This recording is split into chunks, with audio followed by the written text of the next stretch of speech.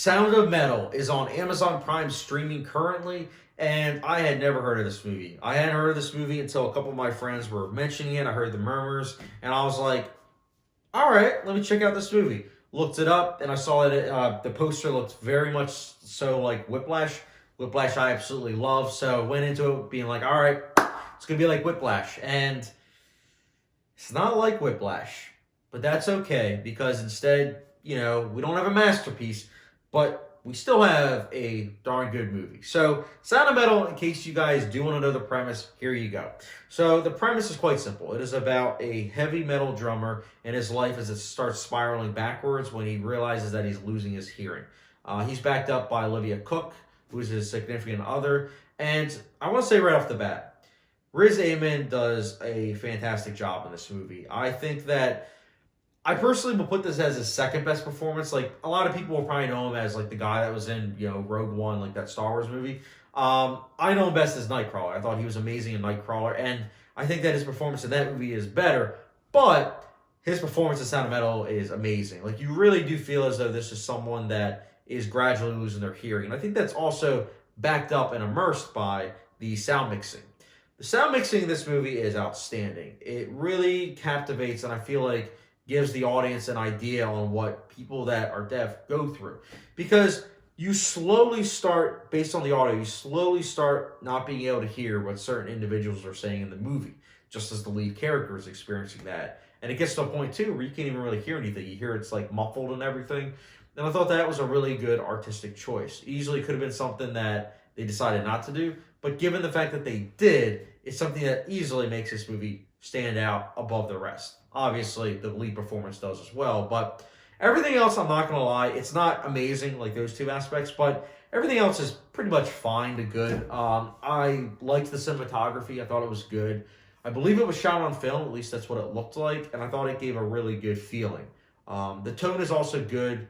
I think it's very serious for the most part, which I think is perfect, given the fact that you have these messages and themes that are, they're pretty heavy, to say the least. And I thought that these themes and messages about, obviously the deaf community, it's important. And I'm glad that someone decided to say, hey, let's make a movie about this community that, more often than not, doesn't really get much focus, especially in the media. So I'm glad that they did that. I really am. In terms of other positives, I liked the ending. I thought the ending was pretty effective with what it was trying to convey, hitting home those messages and themes that I already mentioned. But those are all good. Now, again, I think that this is a good movie, but it's not flawless, at least for myself. And I'm not saying that because I didn't get Whiplash, despite thinking it was going to be like Whiplash. No, I was actually fine. I was very happy the fact that it wasn't trying to replicate Whiplash. Because that movie, you can't really replicate.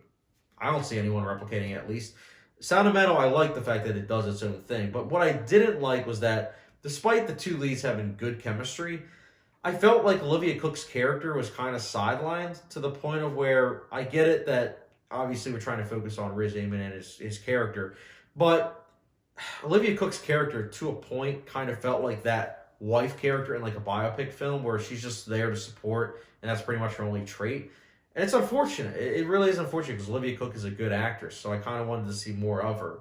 But it's not just that, though. I also think that the length is kind of problematic because I think that if this movie was 20 minutes shorter, it probably would have been perfectly paced. And a near perfect movie, honestly. But those extra 20 minutes really do kind of make it drag, at least for me personally. Now, I'm sure that there are other people where those extra 20 minutes really immerse the viewer, but for me, it kind of took me out of it. But again, these are just, minor things. Overall, this is a movie that I would definitely recommend. I mean, Sound of Metal, it's well acted, it's well shot. It has a very satisfying ending where it's very thought-provoking. And that's the other thing. This movie makes you think. So, Sound of Metal, for me personally, I'll be giving a 4 out of 5 star rating, which was like a hot sauce rating. It's Louisiana Pure Crystal Hot Sauce. So, yeah, what can I say? I think this movie was good, and yeah, I would recommend you guys check out Sound of Metal. But if you have seen Sound of Metal, again, keep in mind it's on Amazon Prime. Let me know your thoughts in the comment section down below. And as always, don't forget the subscription, notification bell, and I'll catch you guys later.